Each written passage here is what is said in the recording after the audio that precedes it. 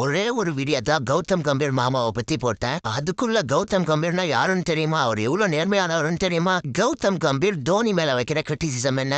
2011 world கப்பை win பண்றதுக்கான எல்லா கிரெடிட்டையுமே தோனியே எடுத்துக்கிட்டாரு அப்படின்றதானே. தலைவன் கௌதம் கம்பீருக்கு இந்தியன் டீம்ல ஹெட் கோச் பதவி எப்படி கிடைச்சது? லாஸ்ட் இயர் ஐபிஎல்ல கஷ்டப்பட்டு ஹெட் கோச் பண்ணி கேகேஆர் வின் பண்ணதுனாலயா? எல்லாரும் கேகேஆர் வின் பண்ண கம்பீர் தான் காரணம், கம்பீர் தான் காரணம்னு சொன்னதால தானே. நியாயப்படி பார்த்தா கேகேஆர் ஹெட் கோச் பண்ணது சந்திரகாந்த் பண்டிட். ஐயோ, இதுக்கு முன்னாடி எனக்கு கோச் பண்ணி எக்ஸ்பீரியன்ஸே இல்லைங்க.